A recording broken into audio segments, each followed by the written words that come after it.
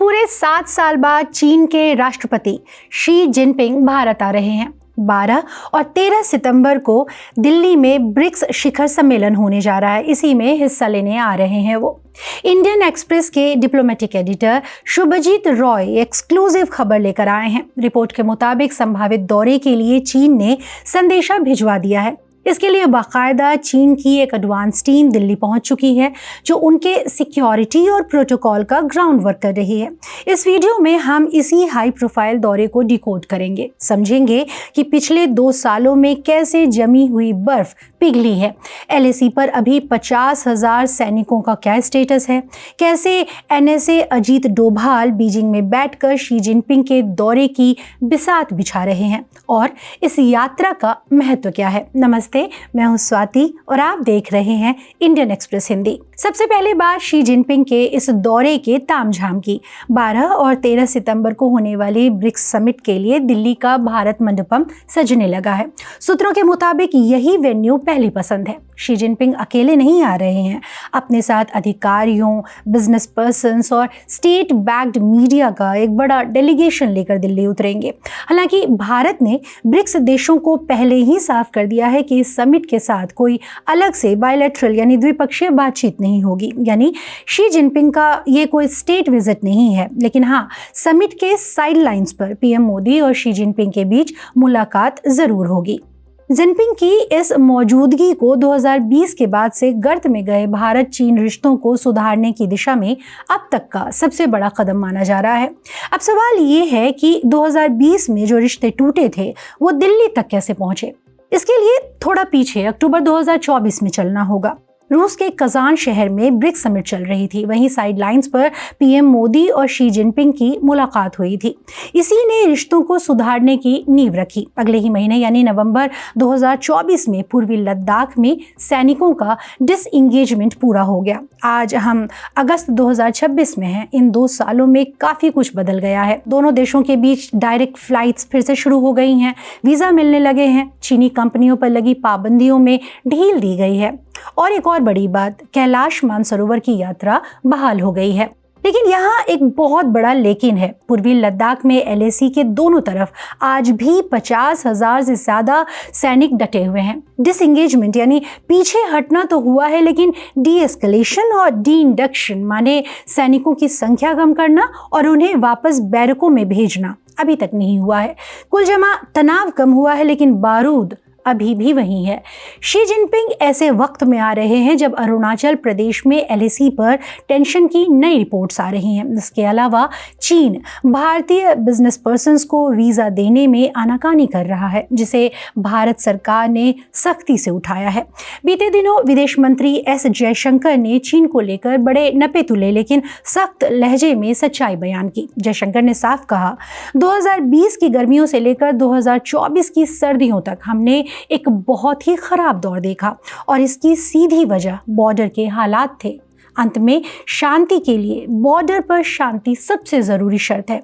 जयशंकर ने आगे जो कहा वो भारत की बदलती स्ट्रैटेजी का सबूत है। उन्होंने कहा कि चीन और भारत बड़ी अर्थव्यवस्थाएं हैं, हम एक दूसरे के बाजार हैं, सप्लाई चेन का हिस्सा हैं।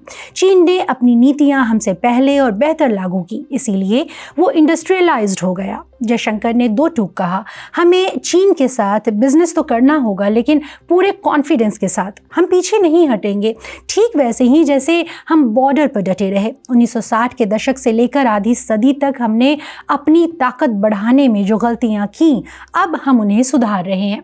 अब आते हैं उस डिप्लोमेटिक चेस गेम पर जो जिनपिंग के दिल्ली आने से ठीक पहले बीजिंग में खेला जा रहा है। भारत के राष्ट्रीय सुरक्षा सलाहकार अजीत डोभाल बीजिंग पहुंचे। 25 अगस्त को उनकी मुलाकात चीन के ताकतवर उपराष्ट्रपति हान झेंग से हुई। हान झेंग कोई साधारण नेता नहीं है।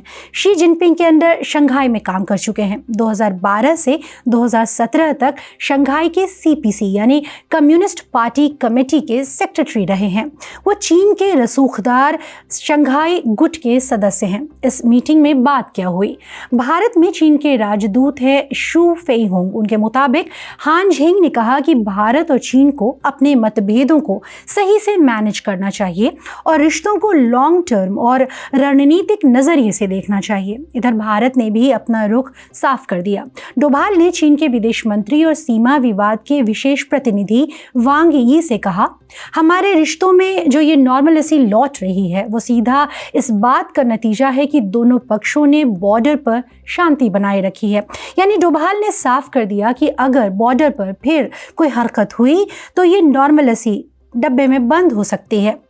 शी जिनपिंग के इस दौरे के महत्व को लेकर हमने बात की वरिष्ठ पत्रकार अनिल पांडे से। सुनिए वो क्या बता रहे हैं।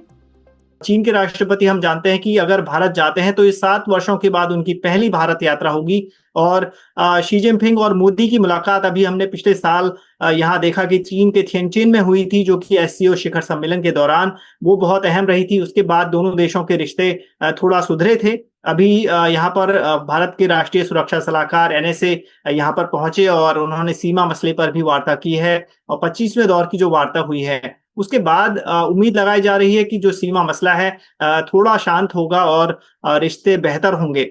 इसके साथ ही अगर हम बात करते हैं जो जियोपॉलिटिकल सिचुएशन की, क्योंकि रूस के राष्ट्रपति व्लादिमीर पुतिन भी भारत आएंगे और चीन के राष्ट्रपति अगर वहां पर होंगे तो भारत के प्रधानमंत्री नरेंद्र मोदी के लिए एक बड़ा अवसर होगा। और क्योंकि जैसा कि हम जानते हैं कि ट्रायोका की बात बीच में की जा रही थी कि 3 देश अगर रूस, चीन और भारत अगर साथ आते हैं तो अमेरिका की जो हेजीमोनी है, जो हमने देखा है कि उसकी बादशाहत है पूरी दुनिया में, जो उन्होंने ईरान में किया या फिर अन्य देशों के साथ जो कर रहा है अमेरिका, तो उसको भी बड़ी चुनौती होगी। लेकिन तीनों देशों का एक साथ आना भी अपने आप में एक बड़ी चुनौती है।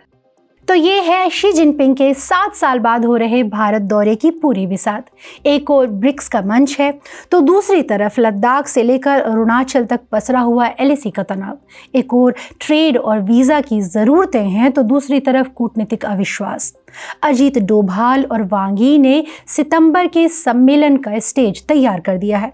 लेकिन सवाल ये है कि क्या विस्तारवाद की नीति पर चलने वाले चीन और शी जिनपिंग अपने पड़ोसी के साथ स्थायी शांति बनाना चाहते हैं? भारत कितना भरोसा कर सकता है और क्या भारत मंडपम की कूटनीति से लद्दाख में डटे 50,000 सैनिकों की वापसी का रास्ता निकलेगा? इस पूरे जियोपॉलिटिकल गेम पर आपका क्या सोचना है? कमेंट बॉक्स में ज़रूर बताएं और देखते रहिए इंडियन एक्सप्रेस हिंदी। शुक्रिया।